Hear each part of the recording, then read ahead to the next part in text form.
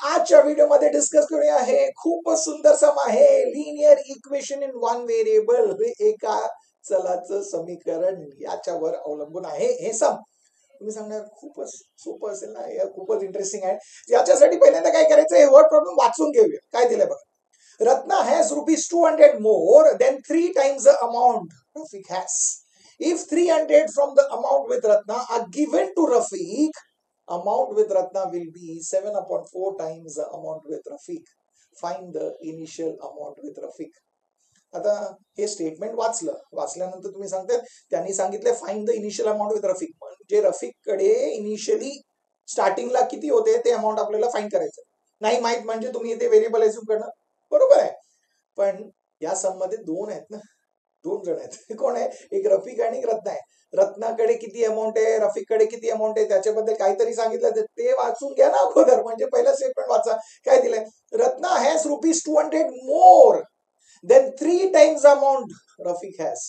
म्हणजे या स्टेटमेंट मध्ये दोघांबद्दल सांगितलंय, amount with Ratna, amount with Rafiq. आणि मी याच्या पूर्वी जे 3 व्हिडिओज केलेत ना त्याच्यामध्ये सांगितलं होतं अझम्पशन कसं करायचं, आठवतंय का? नाही बघितलं तर ते व्हिडिओ बघून घ्या, त्याचं लिंक मी डिस्क्रिप्शन मध्ये दिले.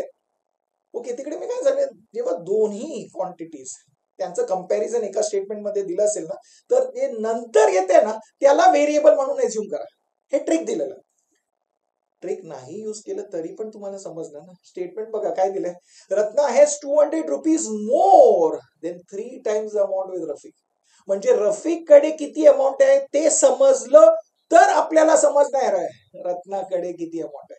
त्यामुळे आपण अमाऊंट विथ रफिकला एज्युम करूया. म्हणजे पहिल्यांदा सम कसं स्टार्ट करायचं, लिहिणार let the initial amount with Rafiq B, variable assume करा. मी घेतो एक्स म्हणजे लिहिणार रुपीज एक्स. आता फर्स्ट स्टेटमेंट वाचून आपल्याला हे समजणार आहे अमाऊंट विथ रत्ना किती आहे. किती आहे, हॅज 200 रुपीज मोर, म्हणजे रत्नाकडे 200 रुपये जास्त आहे, अधिक आहे. अधिक आहे, जास्त आहे म्हणजे प्लस 200 आहे. पण कशापेक्षा, 3 टाइम्स अमाऊंट विथ रफिक. म्हणजे रफिक कडे एवढं पण अमाऊंट आहे त्याच्या 3 टाइम्स पेक्षा. आता रफिक कडे किती आहे, एक्स, त्याचं 3 टाइम्स म्हणजे 3 इंटू एक्स किती असणार, 3x. याच्यापेक्षा 200 रुपये जास्त आहेत. आता समजलं, हे इम्पॉर्टंट बघा. तुम्ही सांगणार हो आपल्याला फाईंड काय करायचं, इनिशियल अमाऊंट विथ रफिक, म्हणजे आपल्याला व्हेरिएबल एक्स व्हॅल्यू फाईंड करायचं. आता त्या चलाचं व्हॅल्यू फाईंड करायचं, शोधायचं, म्हणजे आपल्याला पहिले एक समीकरण फॉर्म करावं लागेल.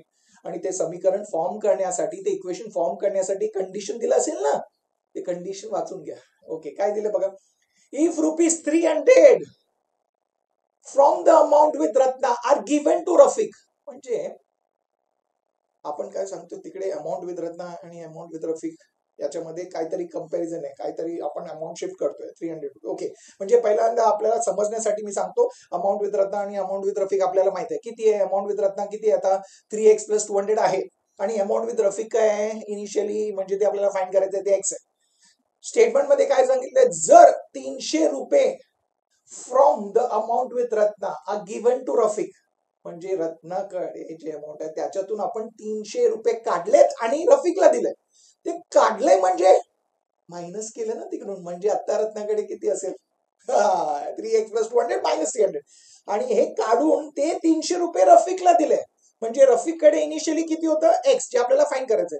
आता किती झालेत, एक्स प्लस 300. 300 रुपये त्याच्याकडे वाढलेत ना, म्हणजे प्लस 300. आता समजलं. ओके, हे कंडिशन दिलंय, पण कंडिशन मध्ये पूर्णतः काय दिलं ते यूज करताना आपल्याला एक स्टेटमेंट लिहावं लागेल according to the given condition. काय दिलं बघा, जर असं केलं तर amount with Ratna, amount with Ratna काय, 3x प्लस 200 मायनस 300. हा, ते लिहिलं. विल बी म्हणजे इक्वल टू, हे जे अमाऊंट आहे ते असणार आहे, काय असणार आहे, 7/4 times the amount with Rafiq. 7/4 times म्हणजे 7/4 मल्टिप्लाय करायचं. कशाबद्दल, कशा बरोबर, amount with Rafiq. Amount with Rafiq किती आहे, एक्स प्लस 300. चालेल, इक्वेशन फॉर्म झालं. इक्वेशन फॉर्म झालं म्हणजे तुम्ही जाणार आता आपल्याला सॉल्व्ह करायचं आहे, तर एकदम सोपं आहे. चला, आता लेफ्ट हँड साइडला काय तुम्ही सिम्प्लिफाय करणार, काय ते 3x plus 200 minus 300 like terms आहेत ना, पण डिफरंट साईन म्हणजे मोठा नंबर मायनस छोटा नंबर करा. 300 मायनस 200 आहे 100 100. आणि साईन कोणतं टाकायचं मोठ्या नंबरचं, म्हणजे 300चं साईन काय मायनस, म्हणजे मायनस 100 आलं. इक्वल टू राईट हँड साईडला काय आहे 7/4, ते 7/4च राहणार आहे into bracket x plus 300. Very good. आता पुढे सॉल्व्ह करायचं. आता बघा 7/4 इंटू एक्स प्लस 300 आहे, बरोबर आहे. 7 इंटू एक्स प्लस 300 न्यूमरेटरला आहे आणि डिनॉमिनेटरला 4 आहे. तर त्या 4ला काय करायचं, तिकडे शिफ्ट करा ना. Very good. 4 तिकडे शिफ्ट करा, म्हणजे तिकडे मल्टिप्लाय करा. लेफ्ट हँड साईडला मल्टिप्लाय करतोय, लेफ्ट हँड साईडला मल्टिप्लाय करतोय, म्हणजे काय लिहिणार आहे 4 into 3x minus 100 is equal to 7 into x plus 300. Very good. Okay. आता तुम्ही सांगणार एकदम सोपं आहे, फक्त आपल्याला ब्रॅकेट ओपन करायचं. लेफ्ट हँड साईडला बघा काय ते 4 इंटू 3x काय येणार आहे 12x मायनस 4 इंटू 100 किती 400. Very good. Equal to right hand साईडला बघा 7 इंटू एक्स आहे 7x प्लस 7 इंटू 300 आहे 2100. Very good. झालं ना, सोपं एकदम. आता तुम्ही सांगा आता तर अजून सोपं आहे. आपल्याकडे व्हेरिएबल टर्म्स आहेत, कॉन्स्टंट्स आहेत. व्हेरिएबल टर्मला एका साईडला शिफ्ट करूया आणि कॉन्स्टंटला दुसऱ्या साईडला. आता बघा व्हेरिएबल टर्म्स कोणते 12x आणि 7x.